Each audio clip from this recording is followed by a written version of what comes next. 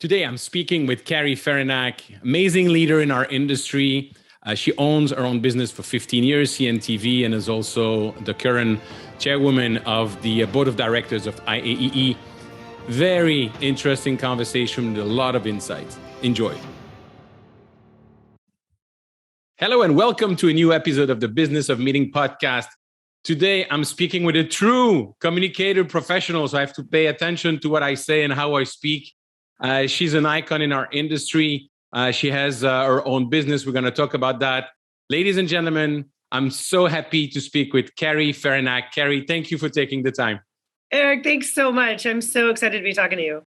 So we're just discussing now, you're such a professional. You work on TV. You have your own company, CNTV. You're the chair of IAEE, the past chair of SEER. So there's so many topics to talk about today. But first thing first, please, what is your story? Absolutely. I mean, I often say that this is my second life. My first life, if you will, was in TV news. So I graduated from the University of Florida, go Gators. Yay. Hardcore journalist, worked in TV news for more than a decade, spent most of my professional career at the NBC affiliate in Orlando and loved every minute of it. But I had two of my three kids. I just knew that it was a lot. TV news is a young man's game sometimes. It can be kind of tricky sometimes as you get older and have a family.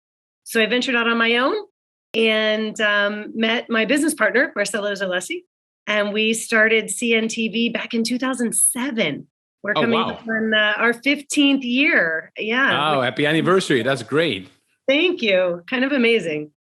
So now we produce video content, live streaming, and virtual events in the meetings and events industry, mostly trade shows, conventions, and conferences. So I'm now entrenched in this industry and I love it. That's awesome. So 15 years in business, it means that you have not encountered any crisis of any sort, right? Not a single one. No, not at all. I mean, the truth is actually we started during the recession. So we started back in 2007, if you can remember that. Yeah. And now here we are going through a pandemic and the great resignation. And so I sort of feel like we can survive anything because we've made it through this, but it has not been easy, especially the last year and a half. No doubt. This has been tricky, but I don't like the P word, but we pivoted, we evolved, we changed, and we had a pretty strong year. And now we're evolving again as we look ahead to hybrid events. So yeah, it's been challenging, but never a dull moment, as I like to say. Yeah, absolutely. So when you go to those crises, and especially now, what are the things that you've changed, and what are the things that anybody listening today should be taking into consideration with their business? You know, one of the biggest things for us at CNTV was to be transparent. So when COVID first started back in March of 2020, every day when the news was coming out, we started a morning huddle. So every single day we spoke directly to our employees and they sort of joked that it was Carrie's COVID update. But legitimately, we would give an update on what shows were canceling, what shows were going virtual, what were the numbers in Orange County, in Orlando, what were we doing about it? And we really tried to be as transparent as possible. We actually had to lay some folks off and furlough some folks. And then we got an incredible opportunity, which allowed us to bring some of those folks back within just a matter of weeks. So we really tried to communicate so that there wasn't a lot of mystery in it. Mm-hmm. And frankly, even now that we have our team half in the office and half remote, we do that morning huddle again every single morning. It's quick. It's 10 minutes. It's not a staff meeting or anything like that. It's just a check-in on what's going on. What is everybody working on? So for me, that's something that really has helped us get through the crisis and get through the tough times. What are the 1 or 2 points that everybody has to share during that meeting? So I usually start with an update on industry news or CNTV news. That might be a new contract that we signed or maybe an industry event or something like that. And then we go to our director of operations and our director of video and director of content, and they update us on what projects everybody's working on. So that way, if you're working on one project, you know who else is working on it, and suddenly you have a line of communication. And then we give everybody a chance to ask questions at the end. And like I said, it's usually only 10 or 15 minutes, but it's a daily check-in. on the other side of that, we just this last week had CNTV Day, which we're very proud of. We've been doing this for years. It's an entire day where we take every staff member on a full day retreat. So we do things like planning for the future, ask me anything, where the staff can ask Marcelo and I anything. We do hands-on training. We do industry news. We even share some of our finances because we want to make sure that the team is as on board as possible and is learning about the business so that they can all think a little bit like owners. That's kind of the goal. That's awesome. So we do a 10-minute huddle and then an annual full day retreat, but it's all about trying to communicate. That's the goal. Well done. I wanted to ask you if we can go back to 2007, because I believe there's a lot of people today that are thinking of starting their own business. So as somebody who was working in corporate America, as a woman, and we know that our industry is composed of over 80% of women. What is going into your mind at that moment? What are the fear? What are the hope? What are the questions you're asking yourself that could inspire people today? Boy, that's a great question. I mean, the first thing is it's not easy. It's not easy. I think you have to have sort of a stomach for it, if you will, and you have to be ready to evolve. So for me, when we first started, one of the biggest things was that I didn't know what I didn't know. So we decided we needed to find an expert. And early on, Marcelo and I recruited a gentleman by the name of Bill Pieper. Some folks in this industry will remember Bill. He started the Orlando Convention and Visitors Bureau, like literally when they built the building. I mean, we're talking 2 decades ago. And because of my TV news experience, we knew that Bill was the convention expert. So we went to him and asked him to start consulting us on the industry. And he was the one who told us about PCMA and IAEE and Trade Show Executive and TSNN. You know all these groups, right, Eric? Yeah. And so to me, the most important thing is accept what you don't know and go ask questions and find the people who know it. And then remember them along the way. CNTV would never be what it is today without Bill's help early on. And so to this day, we appreciate him. We take him to lunch. We, for me, I'm old school. I'm Gen X, right? Like you got to remember who helped you along the way. And so that's something important too. But I think starting a business, you may know how to do the skill set. Like I knew how to produce television, right? But being a business owner is a whole different mindset. It's a whole different skill. So find the resources and learn as much as you can, I think is my advice. Awesome. And Bill, you knew him before or you just very well, or just went to him and said, listen, I'm starting my business. Would you like to be my mentor? He didn't know me at all. He had no idea who I was. I was a stranger because I was in TV news. They would call us indoor cats. I stayed inside the newsroom. I was not a reporter. So he knew Channel 2. He knew my position because I was third in line to run the newsroom, but he didn't know who I was. I just knew that he was the expert in Orlando on conventions and he was the guy we always went to interview. So it's a long story, but a friend of a friend, actually, I asked to connect us and they did. And Bill had recently retired. And so the timing was good. I think he wanted to also stay in the industry. But again, it was just knowing, like not presuming that I knew too much, right? And kind of coming in with that more of a student mentality than a teacher mentality, I think. Yeah. And I knew I needed to go find the teacher who could help us learn about the industry. That's awesome. And quite frankly, what does it cost you to ask? You might just get a no, that's all. Right. I remember Marcelo, actually, my business partner, at one point in time, met a gentleman named Ray Pekowski. He's with the Expo Group and literally said, Ray, will you be my mentor? Like literally just asked. And sure enough, Ray taught him quite a few things, I mean, it's always worth asking. And I think that's in the industry, but it's also about running a business. I took every free class offered by the library and the Small Business Development Center known to man. Like I would take any class that I could possibly learn because I was a journalist at heart. I was a television producer. I had to learn how to be a business owner. And sometimes you learn the lessons the hard way, but that's okay too. Yeah, absolutely. Now, managing finances, knowing your number, and most importantly, managing people, that's the most difficult. Right. Oh, without question. And trying to manage different kinds of people in different situations. I mean, even recently, we went from a team of on-site videographers, editors, producers. Then we needed a team of people who sat in front of a laptop and did nothing but remote work. And now we need people again that are going out face to face. That's a changing workforce, right? Those people have different needs and different motivations, if you will. And so it's not like you can just figure out a person and then that's how you manage them, right? It has to constantly change, I think, which is always challenging for sure.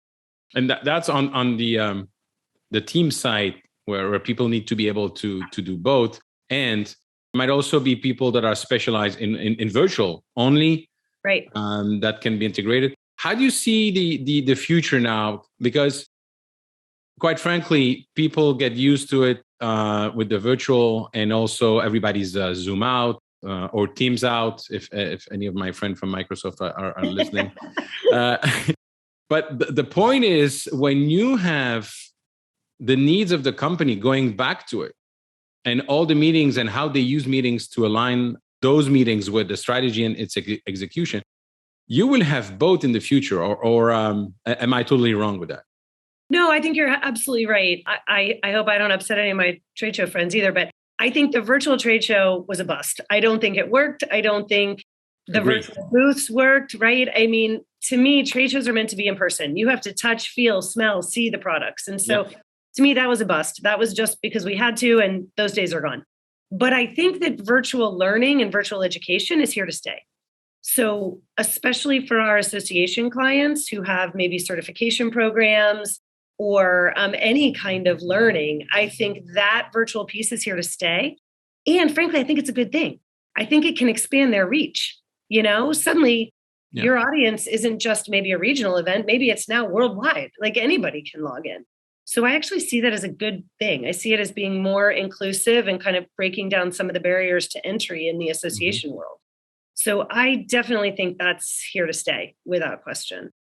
And something else we saw a lot of specifically in this industry is sort of the addition of a live studio, right? So people were dabbling in that before, and maybe they had a live studio, maybe they did live interviews. But to me, that's a way to get thought leaders on camera to create content that can move forward and to feed the beast, if you will, of a virtual event or the virtual content. So that we're seeing more and more of. And I think that's something that's going to last after the pandemic, which hopefully we're getting closer to after the pandemic. Yes, absolutely. Now, listening to you remind me of one of the things that I had observed before pandemic, before COVID. The fact that when we're talking about even marketing and creating unique experiences and having those shows, everybody was saying the trend is now going to hire a producer. And then you have COVID. So today you even have more needs for that. So you're uniquely positioned for that with your experience, right? I like to think so. Yes. I mean, we hope so, right? We were just this morning, we were at KBIS at a trade show at the Orange County Convention Center. And my business partner was taking video on his new iPhone. And you know what? It looked great. I mean, so the actual camera that we use may be changing, but the storytelling and the content and the ability to summarize an event, that's where the real need is in my mind. So while tons of people can maybe pick up an iPhone and shoot video, they can't necessarily use that video to tell a story. They can't necessarily convert that to content that they can post online in the weeks and months after an event. And that's where I think producers or frankly, companies like CNTV, I think that's where we can come in to help because it's not so much about the technology, although you need the technology, but the technology is going to continue to change. And that storytelling is something that's going to last, I think. Absolutely. It's like, people like Billy Joel or Bruce Springsteen in 3 minutes, they telling the story of the life of somebody. It's just phenomenal. Yes, exactly. That's exactly right. And so, how can we continue to tell compelling stories? I mean, look at 60 Minutes, right? They don't even have flashy graphics. They have, that's it. But they tell these amazing stories that capture this incredible audience. And I think that's what all of us in the events industry need to remember, that it's about connecting with people and relating to other people's story and having that content. Yeah, I'm just thinking now as we speak, the song from Billy Joel, the Downeaster Alexa, telling the Mm-hmm. story of the fisherman. And it's just, I have goosebumps just thinking about it. Like in 3 minutes, it's telling the whole story. Right. And you can create emotion. And that's creating unique experiences during meetings or with videos. Exactly. And any of those memorable stories, those are happening at events all the time. It's that epiphany or that serendipity of like running into another person. Maybe it happens on the show floor. Maybe it happens in an education session. Maybe it happens at the lobby bar. But it's that connection and those memorable moments that people are going to associate with the event, right? And it's what they're going to tweet about, and it's what they're going to post Yes. online. And that's where that lasting content and those lasting memories come from, I think. Absolutely. And I just had the example again this week when I was on a project. And when the project was done, then in the evening, we were having dinner all together. Mm-hmm. And you have conversations and you start, just asking questions like, when you're not working, what do you do? And you learn. One is passionate about cars. The other one is passionate about sports. You get to know people. You create better relationship. And obviously the work has to be done. But then you do it in a way that it's enjoyable. It's not just pure Right. work, because that doesn't work without the human touch of it. Mm-hmm. Absolutely. No, I couldn't agree more. And I think that's why there is this sort of pent up want and need to be back in person, right? When I was at IAEE's Expo in December in Philadelphia, oh my gosh. I mean, the amount of hugs and connections, because people haven't seen each other in almost 2 years. And you could just feel the energy. And yes, it's about doing business. And yes, it's about writing contracts maybe or whatever, but really it's about the people and the connection. And I think that's what's going to continue to carry the industry forward. Absolutely. Now, I look at your bio. My goodness, the number of volunteering position you've held, it's just amazing. So what is your take on volunteering? Why are you volunteering over the years? And then maybe afterwards we can talk about your role with SEER and with the IAEE. Sure. I mean, it's a couple of things. One, if I'm really honest, trying to grow a business, right? So you got to get involved. You got to be out there. So I'd be lying if I didn't say that was a piece of it. But I also believe that that's how you make the real meaningful connections. So for IAEE, for example, I started on the advocacy committee. Someone asked me to do it. I'm not good at saying no. So I was on the advocacy committee. And that's where I learned about Exhibitions Day, it used to be called. And that's where I understood that IAEE was advocating and lobbying for this industry. And that's where I sort of adapted this passion, because to me, when you're advocating for something, it's because you're passionate about it, right? And so that advocacy committee kind of led me into the Women's Leadership Committee and other groups. And eventually I ended up on the board. But I think it's however you get involved. At Expo, I quoted a keynote speaker that I heard at RIMS, Risk Insurance Management Society, and his name's Alex Sheen. And he has a company called Because I Said I Would, is the name of his company.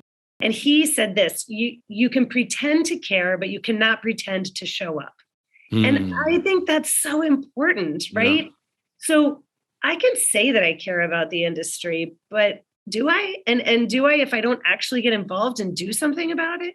So I'm a big believer in showing up, and whatever term that means for people. Maybe it's a chapter meeting, maybe it's a phone call, maybe it's writing a blog. I don't know, whatever it is, but you got to show up. So that's where all of my volunteering sort of kicked off from and got started. I love it. Now we're talking SEER, we're talking IAEE. With for those who, and I don't know where they've been living in the last decades, but for those who would not know about it, what is SEER and what is IAEE?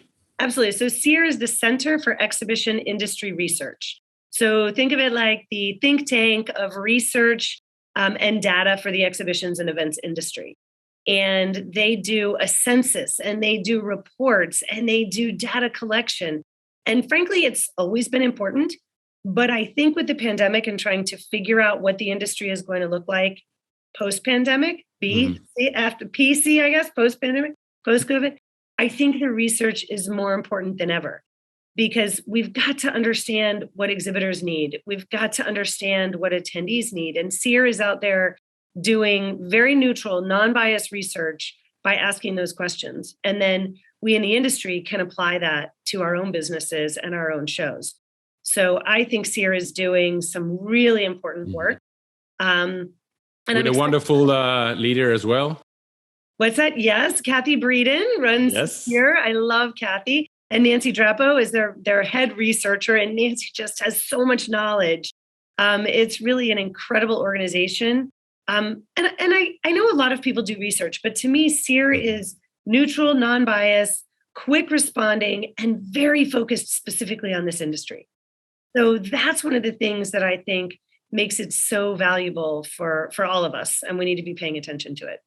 Awesome. And it's linked with IAEE. Yes. So IAEE, for anybody who might not know, is the International Association of Exhibitions and Events, IAEE, and has its annual meeting every year in December, Expo. People who are outside the industry don't understand why we would have an expo for people who put on expo, but we understand, right? We get it. So I'm now chair of the board for IAEE and really proud to be working with them. So you're the boss of my good friend, David Dubois. That's what David says. I don't know about that. I think David's really the boss, but I love being on the board and love working with him. Absolutely. Absolutely. They're great people. So now that you're looking at all this research and you have some insight, today is we're recording on the 8th of February. What is your take on the future? What should we be expecting? I know I'm asking you to take a crystal ball and. Right. So actually, I'll go back to SEER research. So the SEER research is actually predicting that we'll be back to pre-pandemic numbers by the beginning of 24. And I think that's probably accurate because now events are happening, which is exciting. We have a crew right now at the American Heart Association in New Orleans. I mentioned I was at KBIS here in Orlando. There are a lot of events actually happening. And you know what? Attendance may not be where it always was. Again, I'm a big fan of being honest. That's just real, right? We saw the numbers for big shows like CES and World of Concrete. But I think the common thread is that the people who are attending are very intentional. And we hear that everywhere we go. No longer are there just some people there who might want to take the swag and gamble in Vegas and move along. These are really invested buyers. And I mean that across multiple industries. So I think that right now we're coming back. I think people are going to slowly start loosening up their travel budgets again. And I think 22 is still going to be a hard year. I really do. I think it's still a year of uncertainty. The timing for things happening is really short. The sales cycle is short. The decision making process is short. We had a client recently where we signed a contract on Thursday and our team was on site Saturday. Whoa. They were literally waiting to see how many people registered to know what their budget looked like. And so I think that's a really big change and something that we're all going to have to get used to for the future. But I sort of expected 22 to be a year of uncertainty and change, 2023 to start climbing back up, and 2024 to be back where we were pre-pandemic. At least I'm hoping. We'll see. You can cue this up of February of 2024 and see if I was right. I don't know.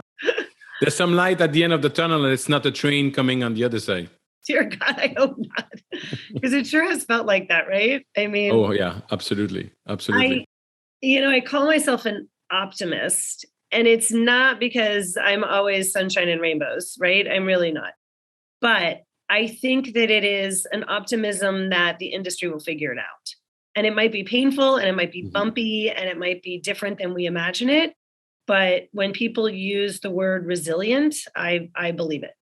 And we've seen that in the past. We saw it after 9/11 before I was in this industry. Yeah. We saw it through the Great Recession, all of that. And so I think we'll come out on the other side again. It just might be a difficult road getting there.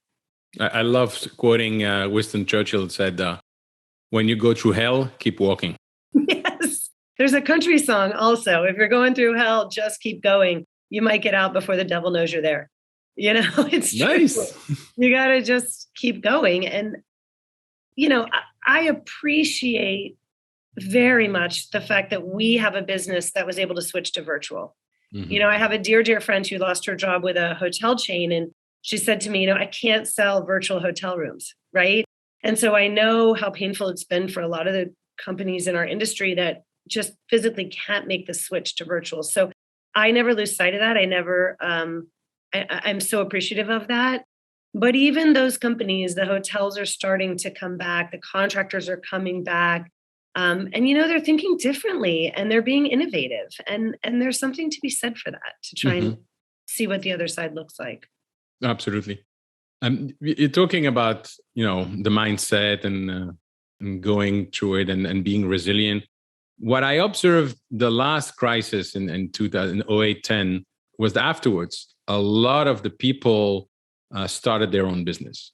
Mm-hmm. And look at the independent person. I think it's in 2027, they project that the majority of the workforce, which is over 50%, will be independent, will be freelancers. Wow, it's a lot. So do you observe that as well now, people starting their own business? Yes, I do. I don't even know if I would say starting their own business as much as kind of venturing out on their own, like you said, whether it's gig economy, freelance. We have a bit of a younger staff. And so we literally have had 2 people come to us and say, I want to be a freelancer because I want to take the summers off. And, somebody like me is like, summers off, unless you're a teacher. What is that? Right? Like that doesn't happen. But for them, they're able to do it. Why? Because they can drive an Uber and make money if they need to. They can freelance when they need to. They can work for Grubhub. There are all these opportunities where that's not the way it used to be. Mm-hmm. It used to be that you had to have your full-time job or you didn't have a paycheck, right? You didn't make any money. That's if you were working in the States, not in Europe. True. I guess that's true. That's true. That is an American. That's 100% true. But I think about it. We hired a TaskRabbit the other day. So have you heard of Thumbtack or TaskRabbit? You can hire people to do anything. Yeah. Put together your IKEA furniture for crying out loud for $20 an hour, right? So there are all these other creative ways to make money. I think it's changing the traditional workforce, and love it or hate it, I think we have to be open to that. And we have to understand that that's happening, and we have to be able to adapt on some level. Yeah. It used to be like the out of office message. If you're from Europe, in June was, I went camping, try to reach me back in September. And here in the US is, I'm going through a heart surgery. I'll be off for 5 hours. Please leave a message. I'll come back to you. That's so true. My husband's Italian, and in Italy they just shut down for all of August, and yet here I can barely go visit for a week, and I don't even put on my out of office here. That's such a funny analogy. It's true. And what I've observed as well the last 2 years with the team here is that we didn't go to the office at all. And when I asked the team, what is that you've learned, and what is your take on the first 2 years? The thing was very clear. They enjoy the time with the family. They enjoy the time with the children. We're looking at going back to the office of maximum 3 days per week, 2 days off.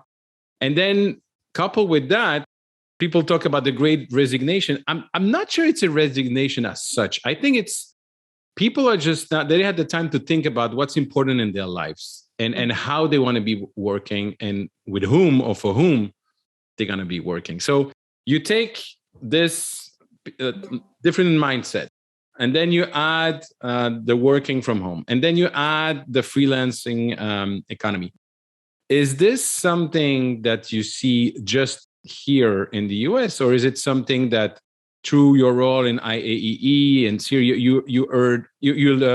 sorry, I'm going to try to speak in English for once. you are hearing that as well from other places in the world? And is that more like a big shift in the mindset of people? I think it's a great point. I think it's happening everywhere, but I think it's more prevalent here, honestly, and largely because of what you said. I think here we're so accustomed work, right? No. Take your 2 weeks off and that's it. I think because of our mindset and because of our experience, it's more prevalent here.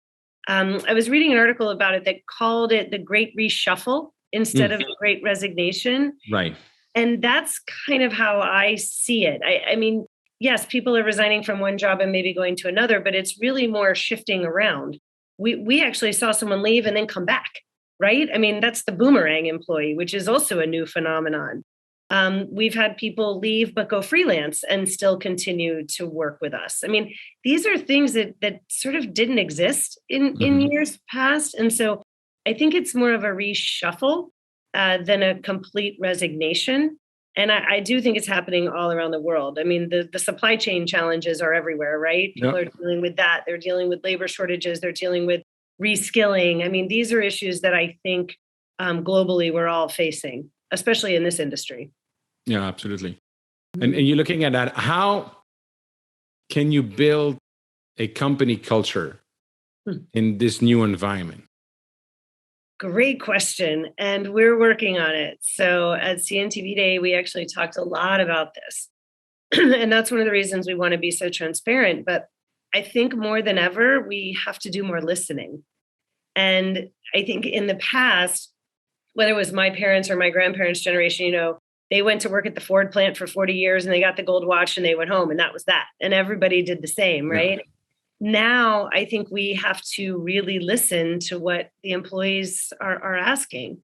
And no longer, I don't think they want the Google, ping pong table and bean bags. I think they want fair pay, competitive pay. I think they want flexibility, which is something different, whether that's work from home or leave at lunch every day to let the dog out or whatever it is. They need flexibility. And I think direction, I mean, there's, I think, this craving for where are we going and what bus can I get on? Because it's been so uncertain for so long. But I guess to create a company culture, the first thing we have to do is listen and then make sure that the people we hire are going by those values that we set. We have what we call the Super Seven. They spell EPICARP. So EPICARP, those are the first initials of our 7 values. And we hire by them, we fire by them, we give raises by them, and we really try and talk about those 7 values. But the truth is, that's Marcelo and I's idea of what the values should be, right? In terms of culture, the employees are living it every day, living it with our clients every day. And that's where it becomes so important, I think. And walking the talk. Exactly. And having specific behaviors to go with the value. So I heard a keynote speaker one time talk about Ritz-Carlton, and every single morning at Ritz-Carlton, they do a quick huddle and they talk about one of their values and one of their behaviors. Yeah. And, for example, one of the behaviors is if someone asks you directions, you walk them there. You don't just point. If they say, where's the bathroom, you show them where it is. And they do that every single day to make sure that every employee knows what those behaviors are. So that was really eye-opening to me, because it's one thing to have a value. One of our values, for example, is relationships. Okay. But what does that really mean? What's the behavior? Well, we write personal thank you notes. We remember people's birthdays. We celebrate their anniversaries. Like, those are the behaviors that go along with the value, right? And I think those are the kinds of things that lead to company culture as well. And you have a great operating system as well. Yes, yes. We use EOS traction, right? Yep. Which is fantastic. I learned that through Vistage. I'm a member of Vistage, so quick shout out for Vistage. Yeah, and that helps, because without that, there's not a lot of structure, right? And you need the structure. Absolutely. For sure. I know you do that too, right? That's the thing for me. We were talking about all the independent freelancer. That's a debate. But for me, even if you're one person, it's your business. Yes. And if you're talking about the gig economy, it's your business. So I'm not saying you can put all the system in place, but quite frankly, as soon as you hire one person or you outsource with one person, which a lot of people can do, you need to have the minimum system in place. Yes. And going back to what you said, I think value is absolutely essential. And walking the talk by hiring and firing based on those values. Sometimes is the best salesperson, but suddenly company goes much better in the middle term because that person was just toxic in the small environment. Yeah, I agree. I call it the complain train. And if somebody's on the complain train, they need to go. Like, if they're just going from one place to the other, complaining and not coming up with any solutions, that's just going to spread bad vibes. Like, it's time for them to leave and go do something else. Absolutely. So I agree with you. And those are the hard decisions, but you're right. You have to make them whether you have one employee or you're an independent contractor or you have 500 employees, right? And that's where I think the challenge comes in. And as we were saying at the beginning, it's not easy. No. I mean, it's really some days harder than I expected it to be. And yet you still got to get up, plug in, and come on to work or turn on your computer, whatever the case might be, right? Would you have it in any other way? Absolutely not. Absolutely not. No, I sometimes joke that here I am advocating for this industry. And when I worked in television news in a top 20 market, I had a platform and I didn't even know about the industry. So I am extremely passionate about the exhibitions and events industry. Walking every show floor, I think, wow, all of these businesses are getting a kickstart. Some of them are launching a new product. Some of them are maybe closing a deal that's going to keep an employee, whatever it is. Mm-hmm. I really believe in that. I really believe that this industry drives the economy and that it's important for business. And so, no, I wouldn't have it any other way. Awesome. Carrie, it's been such a pleasure to speak with you today. Thanks for sharing your experience, all those nuggets of information. I'm sure that people listening learn a lot that they can apply or reflect for their own business. One last question before we go. And I keep talking about Jason Gaignard, who was my guest for episode 100 of the show. Nice. And he always coming with this question, which I love. When we meet in 1 year, face to face with a bottle of champagne, what are we going to celebrate? Oh, okay. Survival, eh? Does that count? I mean, that might be at its most basic, but I think survival, meaning company survival. And I think I would also celebrate an evolution. I don't know exactly what it's going to look like, but I think we're all going to be a little bit different.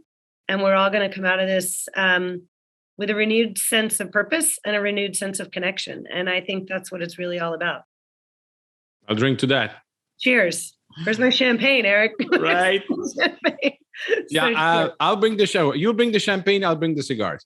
I like it. That sounds great. Fantastic. Carrie, thank you so much.